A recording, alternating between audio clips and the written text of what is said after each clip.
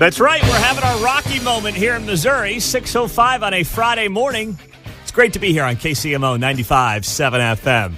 Go down to Sedalia yesterday for the Missouri State Fair, and you did have a Rocky Drago moment when Josh Hawley, the sitting U.S. Senator in Missouri, and his Democratic opponent, Lucas Kunce, had an incredible 10-minute exchange where Josh Hawley, since, of course, he found out who his opponent was going to be, and it really just became official last Tuesday with this guy Lucas Kunce winning the Democratic primary, he has said to him, let's debate at the state fair down in Sedalia this week. And yesterday was supposed to be the day. Lucas Kunce did not want to debate Josh Hawley at the state fair. He wants to do televised debates. He doesn't want to do anything, on the stump at the state fair, so he has dodged Josh Hawley. Well, yesterday, Josh Hawley went looking around for Lucas Kunce at the state fair, and an incredible moment where media is following Josh Hawley through the crowd at the state fair, and here's what it sounded like. He's been out of his basement in 2 weeks. Let's go find him. Where is he? Where is he? Where is he? Where is he?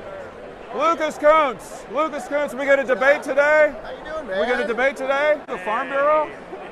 Dude, Come on. You're really obsessed with Come this on. stuff. You're really Are you going to debate me today? You already got the Are we Farm gonna debate Bureau and today? the State Fair in trouble, man. Let's go. Yeah. Are you with him? Damn right. Okay, he's going to bring him over to debate? I'm no, ready. no, Really obsessed Let's with do this it. stuff, man. I already got the Let's Farm do Bureau it. and the State Fair in trouble. Let's do it. So is this Are you like ready? is it We've a got it right 24/7 across year, right across the place. Yeah. We're ready to go. Or is this a no?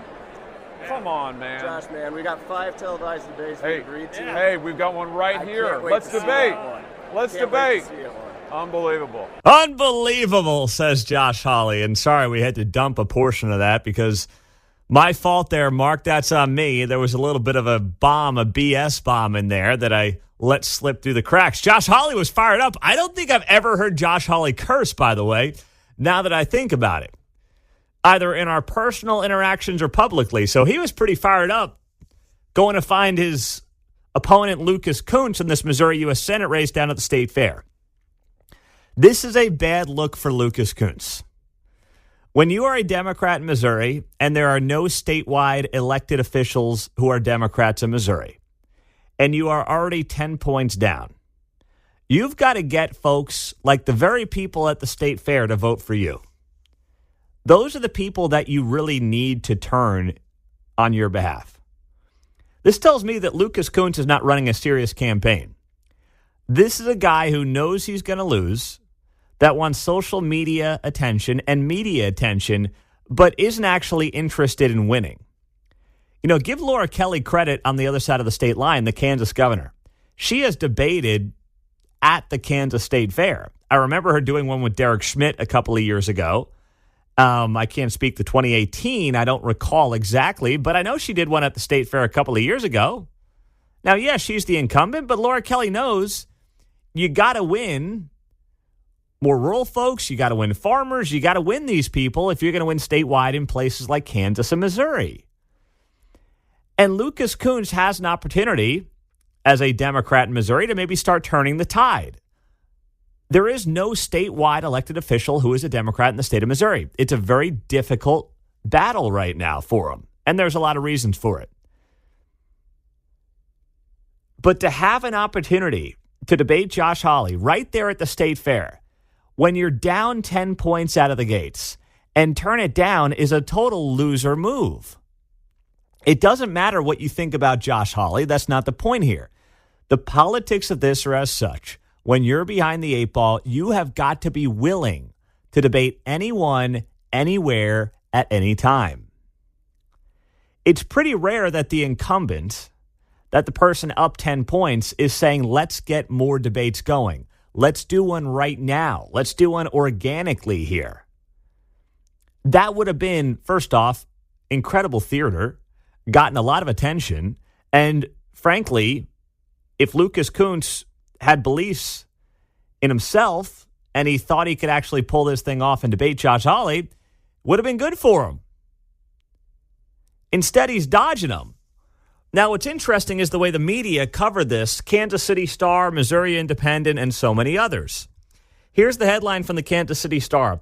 Hawley, Kunce argue intense Missouri State Fair encounter. Quote, why are you so weird? So I saw this yesterday on social media. I can't play the clip because you can't really hear it all that well. But as Josh Hawley is peppering Lucas Kunce yesterday, which we just played, Lucas Kunce responds to him and says, why are you so weird, man? Why are you so creepy? It's like, guys, I know this is something that you're trying to steal from Kamala Harris and Tim Walz, who suddenly are using this like weird attack line. That's supposed to be the big thing now. You just call people weird. That's the big insult. Weird. And then they start being weird. They're weird. Donald Trump's weirdness. Very weird. It's just too weird. It's weird. Weird. So Lucas Kunce takes the Kamala Harris, Tim Walz line and says, why are you so weird, man? And of course, statewide media runs with that. They all ran the same headline. I saw TV stations in St. Louis also. Lucas Kunce to Josh Hawley. Why are you so weird?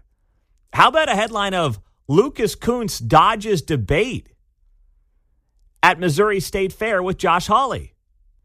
Lucas Kunce thinks he's getting a primetime slot on Sean Hannity's show to do a debate with Josh Hawley. Hate to break it to you, chump. That ain't happening. And if you think it is, you're the one who's being weird, John. Right. Now, suddenly the party of unification is name-calling. Yes. Which they don't like. Right? Yes. Mm-hmm. That's a great point. So now we got to sit here and read these headline stories about how Josh Hawley is weird. There is one thing weird in this whole exchange yesterday down at the State Fair. The weird thing is this. The guy who had an opportunity to talk to the people of Missouri in an organic setting, people that you need at the State Fair. You had a chance to debate a guy that you are losing to in the polls, and you choose not to do it. That's weird. And that's on you, brother. Mike's first up in Kansas City. Go ahead, Mike. You're on KCMO. Happy Friday. Yeah. Hi, yes. This is a microcosm of the Democrat Party in general. They do not want to get into direct debates unless they have some type of media moderator, like KCPT or whoever, to give them softball questions. And as far as the name calling, my brother's a litigator and an attorney. He always says that when somebody starts calling names, it shows that they lack any factual responses. In other words, homonym attacks. Mm-hmm. If you don't have anything factual to say something about somebody, you call them a name. Yeah, you call them weird. When he hears that, he says usually when he hears that in his work, he realizes that the person he's working with doesn't have any facts. Mm-hmm. So, and it's interesting because even in everyday life, when somebody calls your show and calls you some name, they're not debating you on what you're talking about or your facts.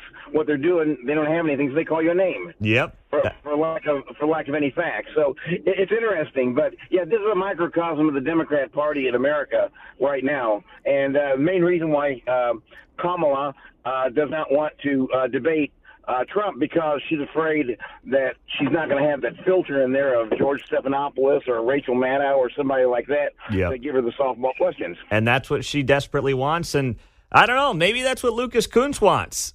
But, man, you're trying to run this populist Democratic lane in Missouri, a deep red state now. You got to take every opportunity to get out in front of the people. And he came out looking like a total loser in this whole thing yesterday, where Josh Hawley's like, I want to debate you now. Let's go. He's not saying he won't do others. Just saying, let's do it now. Let's get the ball rolling here for the folks. No interest. It's why the Democratic Party continues to lose across the Show Me State. One of the many reasons they continue to lose across the Show Me State. 913-408-7957. Now, speaking of the whole weird thing. Weird. And then they start being weird. Donald Trump responded to being called weird yesterday. We'll take this from local to national. What is Trump saying about being called weird? Well, you'll hear him next on KCMO 95.7 FM. The word weird has become the word of this election cycle, which I find weird because weird is like what 5-year-olds call each other.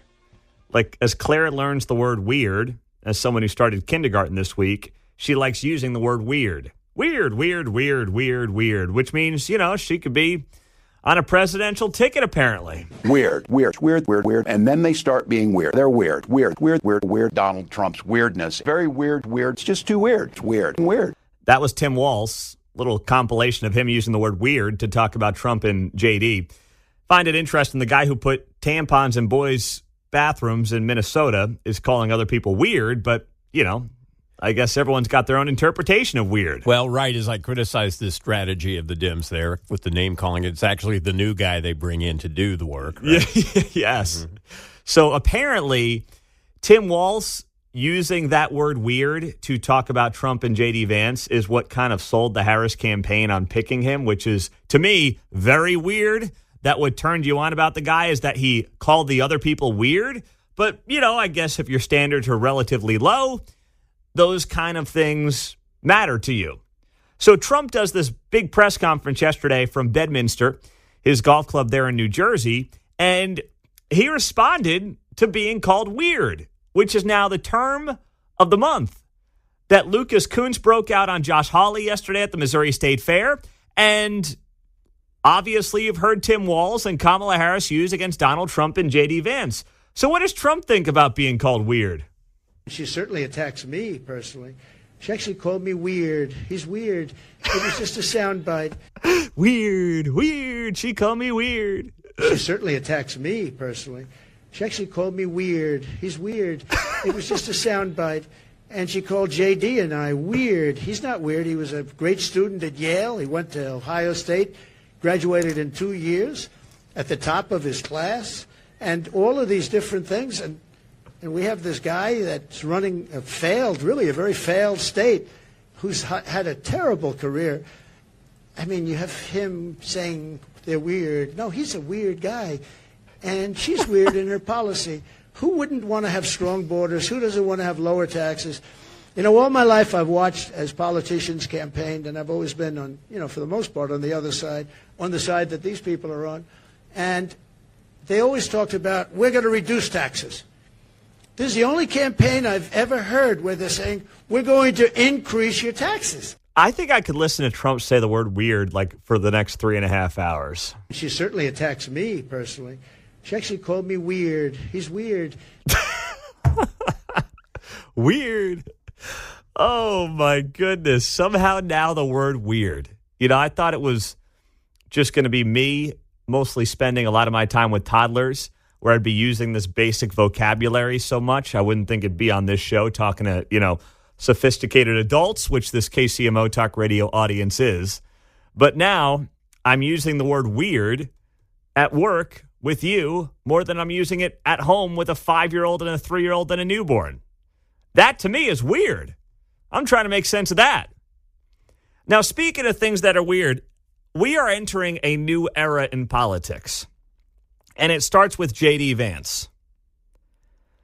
J.D. Vance is the first major political candidate who went to school, meaning college, in a social media age, where there's more likely to be old photos of you showing up. You may have seen the photos of J.D. Vance that have been alleged of him in drag. Now, it's just a dude in a wig. I don't know if he lost a bet. I don't know what happened, but you may have seen those photos, which, by the way, Dems should love the guy now that he's dressing in drag, or dressed in drag when he was back in college, when really he's just a dude who wore a wig and we don't know why. But now there's other photos showing up of J.D. Vance. This from the Daily Mail. Decades-old photo of J.D. Vance posing with 3 female classmates at the urinals in the boys' bathroom during his senior year of high school in Ohio. So these 3 women, or, students, are standing in front of a urinal like they're using it as a man would. And JD is standing behind them smiling for a photo. I don't know what it is. It's just high school kids being high school kids. It's kind of a goofy picture. But we are entering a new world now where J.D. Vance, who's 39 years old, and, I'm a couple of years younger than J.D., but our generation has much more of a digital footprint than certainly Donald Trump or Joe Biden's generation, or even Kamala Harris's generation. J.D. Vance is the first major American political candidate who is running for office in this world where suddenly photos from high school and college are going to be more readily available through different people's, social medias, through yearbooks, through photos that just, gosh, what was it, Mark? As a fellow millennial, what was that website that girls used to use to upload photos to? Do you remember that before the iPhone? What was Hot that? or Not? No, not Hot or Not. No, not Hot or Not.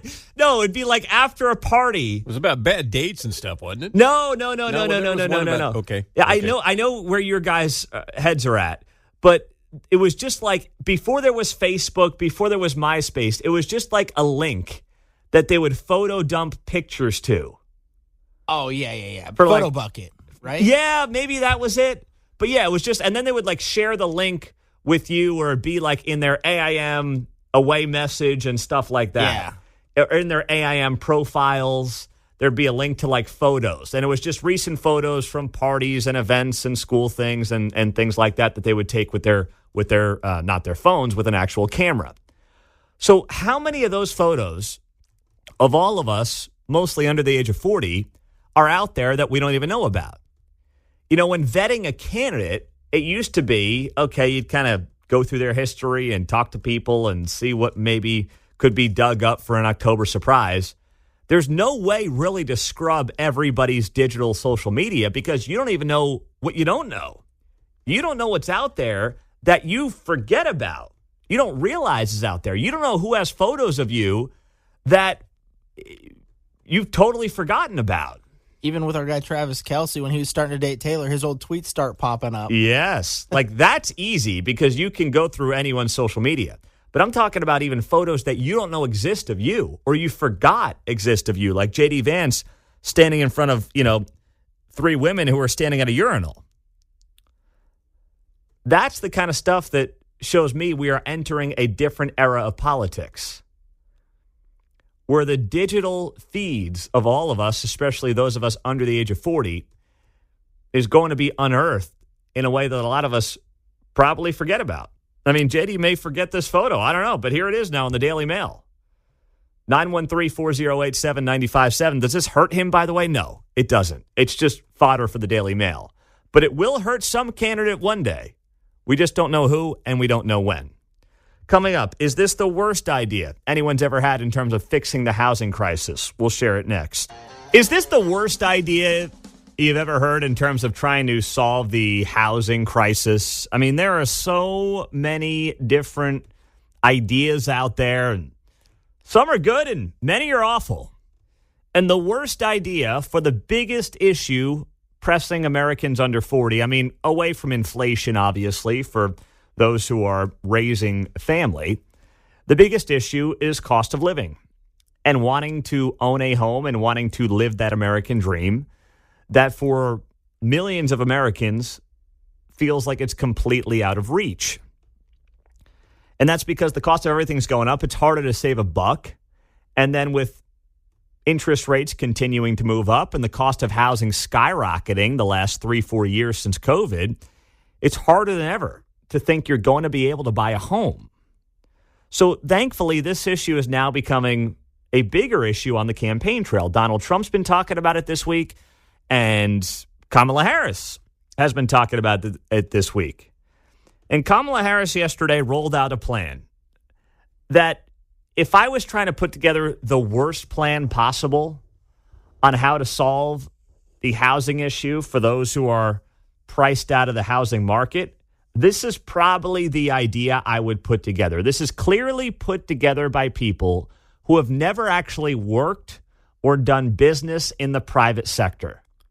This is put together by somebody who barely got through an economics 101 class, has been indoctrinated in left-wing ideology, and wants to feel good about pretending to help people, even though in the end, this idea would do nothing but hurt the very people it's trying to help. Also giving for people who are the first generation in their family to seek to buy a home, $25,000 grants for startup capital to actually be able to pay down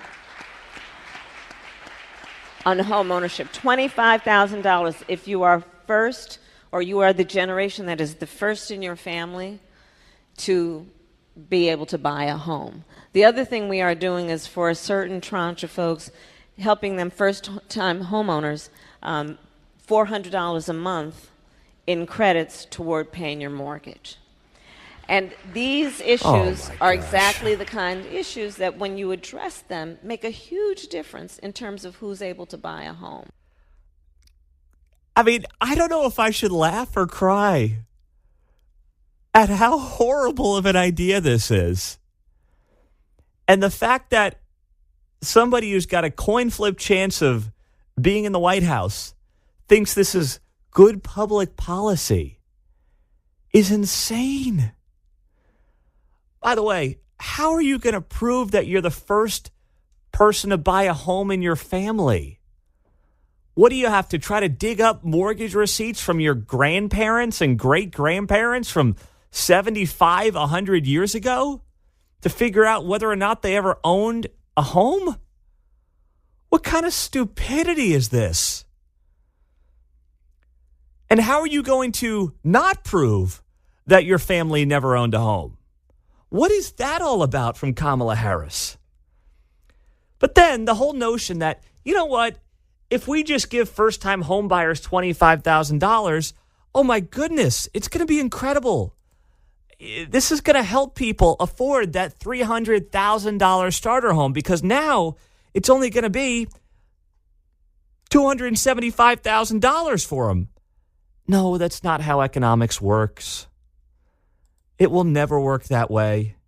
I know you guys want it to work that way, but it's so obvious that Kamala Harris and Tim Walz, who, by the way, have never worked in the private sector in their professional careers, it shows. If the government provides $25,000 for a down payment, what's going to happen?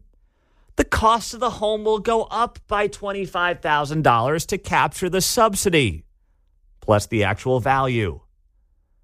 That's how all this stuff works when you guys roll out these government programs. And then, by the way, you'll have to run up the debt to do $25,000 handouts. And there will be no inherent benefit for anybody outside of you feeling good, trying to buy more votes, and trying to convince people that you actually helped them, even though you didn't. You hurt them. You did them absolutely no favors. But for people who maybe don't understand the basics, maybe you make them feel good about things, but you will in no way lower costs while driving up the debt. It is one of the worst ideas for housing policy and economic policy I've ever heard in my life. And that's saying something. So that was Kamala Harris yesterday. And by the way, there's kind of some other ideas that she's floated out here as she put out her plans yesterday. I think it was in Forbes I saw this. And here's number one. So you've got the $25,000 down payment for first-time home buyers. So nice. You've also got her plan to call for the construction of 3 million new housing units to end the housing supply shortage in the first 4 years. They write here, there's a serious housing shortage across America. It's driving prices up. VP Harris will work in partnership with workers in the private sector to build the housing the country needs, both to rent and to buy, and to take down the barriers that stand in the way of building new housing, including at the state and local level. This will make rents and mortgages cheaper. That is so vague, by the way. But then on top of it, you look at this and you say to yourself, okay, like here in Kansas City, we've heard from builders and developers that the green energy thresholds that they have to meet is driving up their cost of doing business that they don't even want to build in Kansas City, Missouri right now. How many cranes are you seeing downtown? Go down to Nashville, compare the cranes you see around downtown Nashville compared to the cranes you see in downtown Kansas City. It's a joke. It's night and day. And even those trying to build, regular single-family homes in this town, they don't want to do it.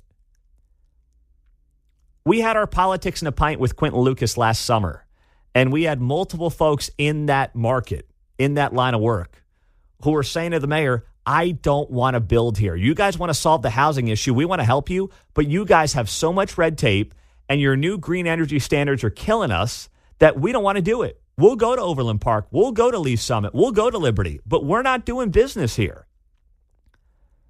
It's these policies that are causing people to say, I don't want to build homes in certain communities, in certain cities. And you think Kamala Harris is going to drop Green New Deal standards? Of course not. No way, no how.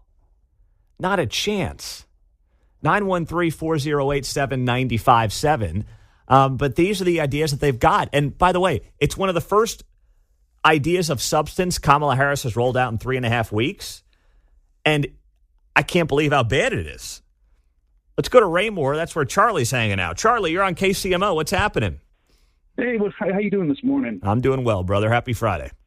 Happy Friday. Yes, we'll let you know. Half of my family, my wife's from Hawaii. Over there, I have kids. They're just now getting able to purchase a home. Well, over there with this whole scheme with having affordable housing and access and all that stuff, they had houses over there that they could buy. They had put down down payment, all that normal stuff. But they couldn't sell the house for 10 years. They had to maintain it and all that, pay taxes. And if they sell it after 10 years, they can't sell it for a profit.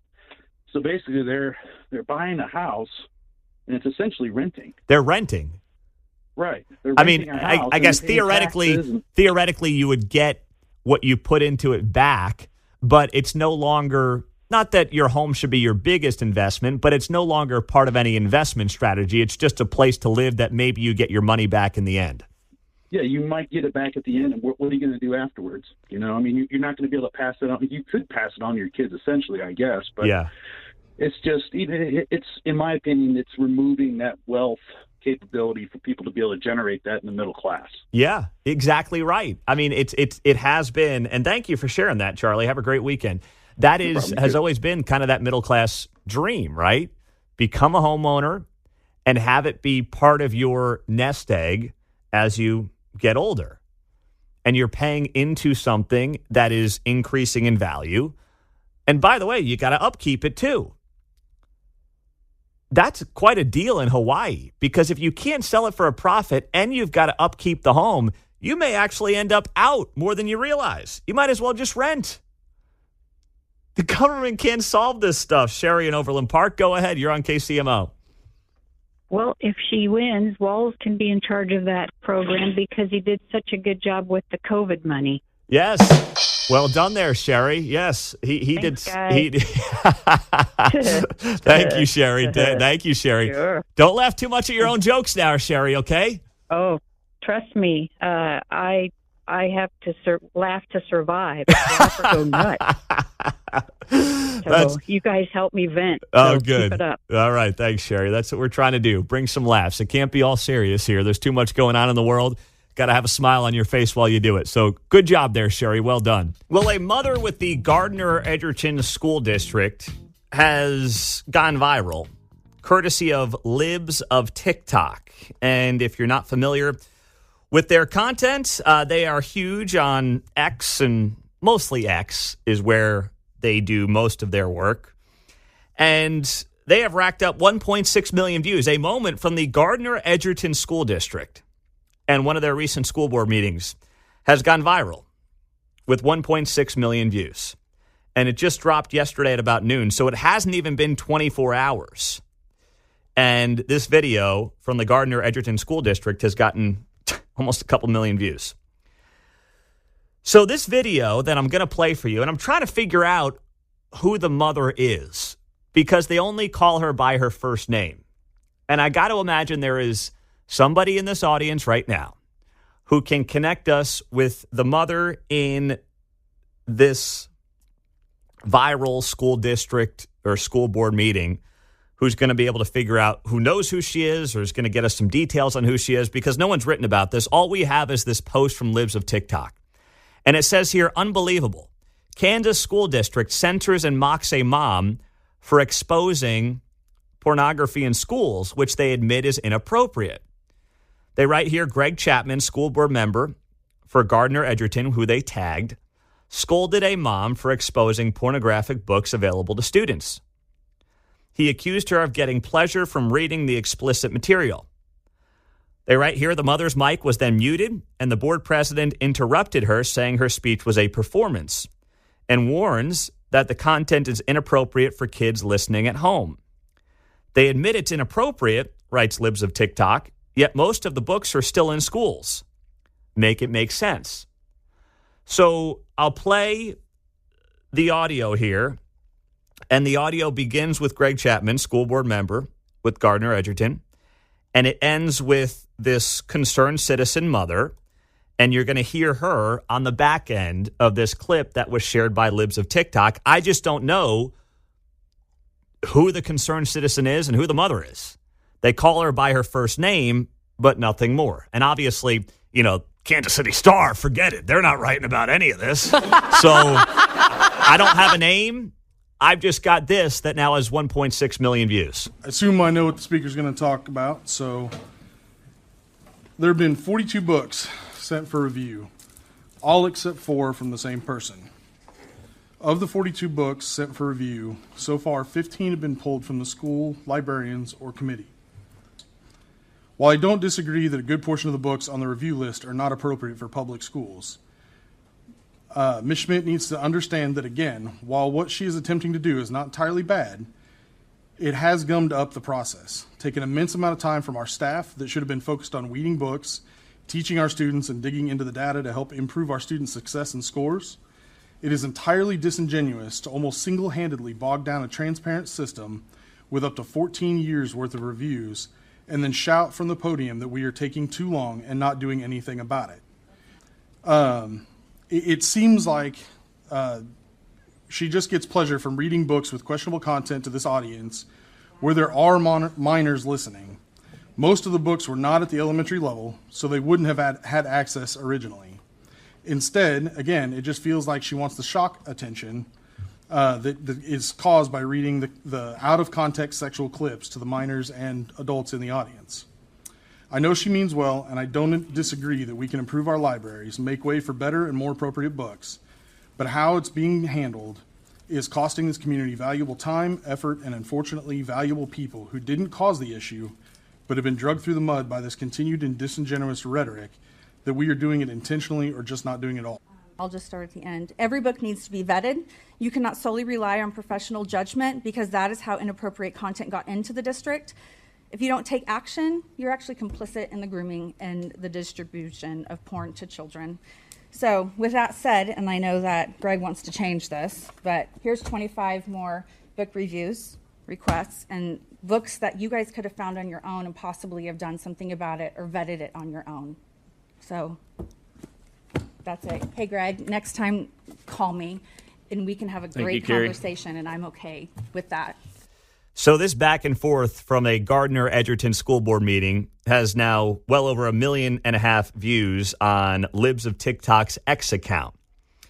And it's regarding books, what's appropriate, what's not in certain schools. Now, somebody who I trust in local Republican conservative circles just texted me privately saying that this person is someone they know and that she is not necessarily, the person that she is portraying herself to be. This person sends me a text. They're listening to the show right now, and they say, she makes it seem that the books are in high schools and available in all schools. Gardner has a very robust review system, and they have a conservative majority on that school board at Gardner Edgerton. And that one of the books she considers inappropriate is Game of Thrones. Okay, so I'm getting this all in real time here. I knew I was going to play the clip, and some of you were going to have answers for me. That's why I did it. Because I don't know what I don't know. Someone else just texted me personally and said, I guess I'm Facebook friends with this person, which tells you a lot. I guess I don't have very robust standards for my own Facebook friends. But people Facebook friend me, and I do a little bit of digging. If they seem like a somewhat normal listener, I accept it, which probably is on me. That's why I created the other Facebook page, the Pete Mundo on KCMO Talk Radio Facebook page, so you can just like it there. Because, by the way, I don't put anything related to work, news, politics, really anything on my personal page. It's all on this business page that I have. So I appreciate those of you that want to Facebook friend me, but you're not going to get any hot takes there. That's really it just exists for really, goofy family photos once in a while. That's all the local or my personal page is for. Maybe our lady's listening right now. Maybe. And the number is 913-408-7957. But when Libs of TikTok is putting you up there and the Gardner-Edgerton School District is getting 1.6 million views from Libs of TikTok, it's not ideal. But here's the problem with Libs of TikTok. And I love how they've exposed so many school districts and just people who are not doing it the right way around the country. But many times they may not have all the details of a specific individual or a specific story. That's happened before. They've covered stories here in Kansas City, and sometimes a fact or two has been missing. So that's why I'm just trying to get the information, because nobody else has written about this or has talked about this. 913-408-7957. On the text line, Pete. If she doesn't want her kids to read these books, she can control what they read. My kids, I will decide what is appropriate, not her. See, this has been obviously a conversation for the better part of 3 years now. And I get that stance. But school districts do have a responsibility to make sure age-appropriate books are only available to kids in elementary, to middle school, to then high school. They do have that responsibility. Now, yes, most of it is on you as a parent. You can't give your kid a cell phone and allow them to Google whatever they want and then say, yeah, there's an inappropriate book in the library. It's like, okay, come on now. That's ridiculous.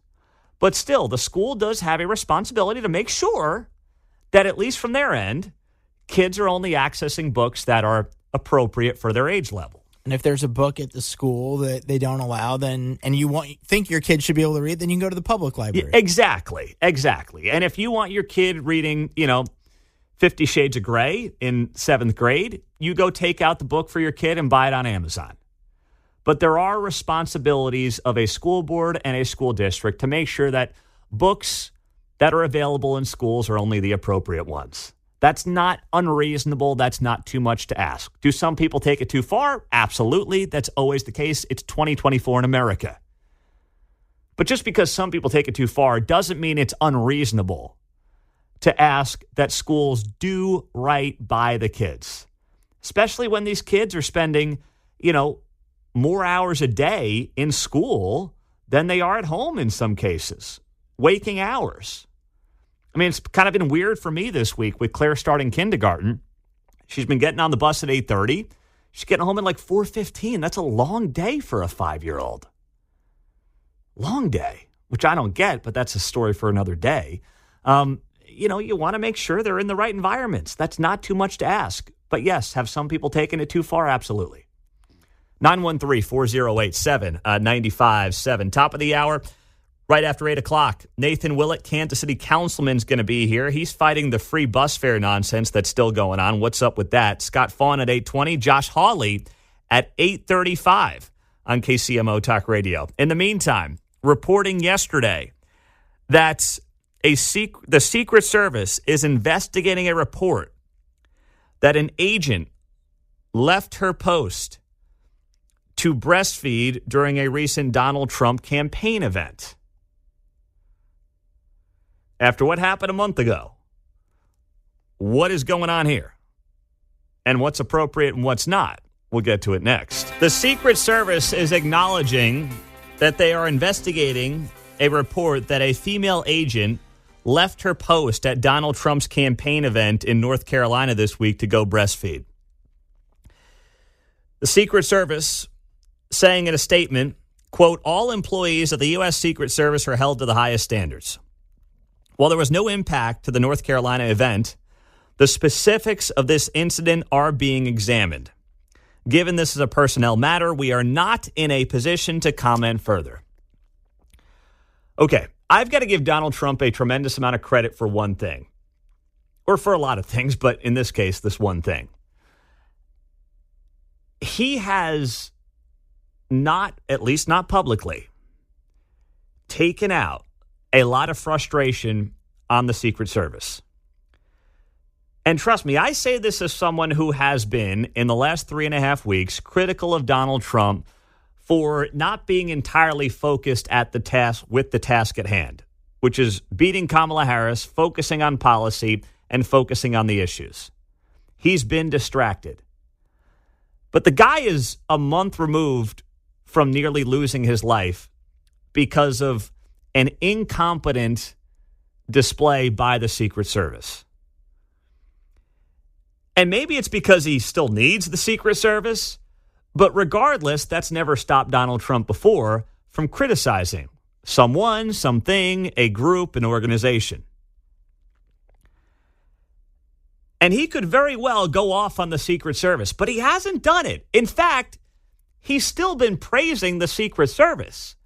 He praised their reaction to his near assassination just over a month ago. He's done that extensively publicly, and I give him a lot of credit for that because some people might not go about it that way. But here you have a second example. After the guy almost got killed due to Secret Service incompetency a month ago, another example of Secret Service completely derelict in its duty of protecting not only one of the most important people in the country right now, but one of the most targeted people, if not the most targeted man in the country, if not the world right now. So this incident took place in Nashville on Wednesday. It was first reported by Real Clear Politics. And the report came down saying, quote, the site agent went to do one final sweep of the walking route and found this alleged agent breastfeeding her child in a room that's supposed to be set aside for important Secret Service official work, i.e. a potential emergency related to the president. The report added that a working agent on duty may not bring a child to a protective assignment.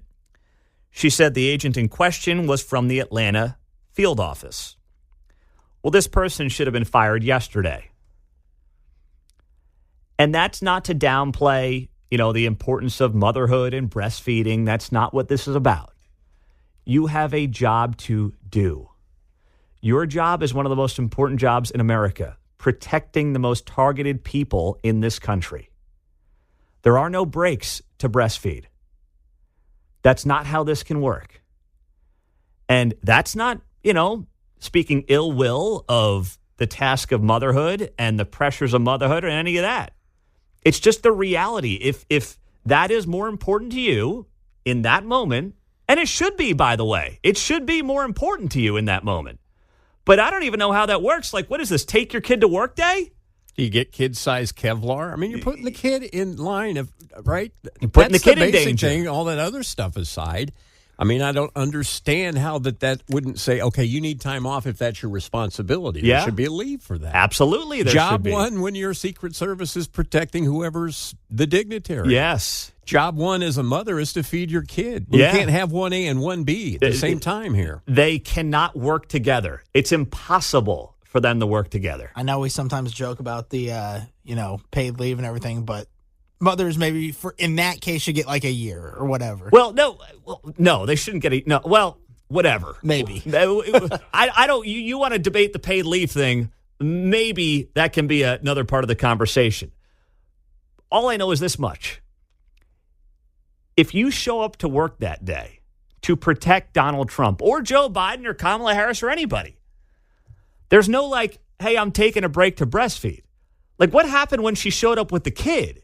Did no one question that? Like, oh, good to see little Johnny. How's Slugger doing there? He got the badge I gave him. Right? Yeah. It's like, did that not cross anybody's mind that, I couldn't get daycare today, so I'm here with my kid. Like, it's not like you being a secretary at the local accountant's office, okay? You're a Secret Service agent. Yeah, where's Dad? Yeah, well, where's anybody? Yeah. Where's Grandma? Like, if nothing else, you call out for the day. If nothing else, you got to get backup for the day. But there's no, I'm going to be a Secret Service agent and take a 20-minute break to breastfeed. And yes, to John's point, you're also putting the kid in a high-risk situation. You're putting the child potentially in a high-risk situation. I mean, it is just, that was unfathomable. I saw this on social media last night, and I thought, oh, it's like one of those social media deals. And then, no, Real Clear Politics, Fox News, Yahoo, all reporting on it. And, of course, the Secret Service saying, given this is a personnel matter, we are not in a position to comment further. You should be commenting. And, by the way, you should be firing this person, especially based on what just happened a month ago. If you don't have the self-awareness as a Secret Service agent to say, stepping off of my post to breastfeed during a Donald Trump event when this guy was almost assassinated 4 weeks ago probably isn't the best idea. If you can't come to that conclusion, then you can't be a Secret Service agent. You are not capable. You don't have the mental capacity, frankly, to do the job. This person should not be in the Secret Service. It's as simple as that. 913-408-7957. On the text line, Pete, what about the agent's supervisor who should also be disciplined? Yeah, absolutely. That's what we were just talking about, too. What is the supervisor doing? Hey, good to see you. Hey, how's the kiddo doing? Like, not realizing, this kid's going to have to eat, every 3 to 4 hours, potentially right in the middle of the event. Babies don't much care about Donald Trump's speaking schedule. Trust me, I'm, got a 5-month-old at home right now. When they're hungry, they're hungry. They don't care about me, what I'm doing. They don't care about what their sisters are doing. They just want to eat. That's the only time my kid's mad. Yeah, I know. Charlotte's been a great baby. She's smiling all day, every day, except for when she's hungry. They don't care that Trump's just hitting the apex of his speech. They don't care.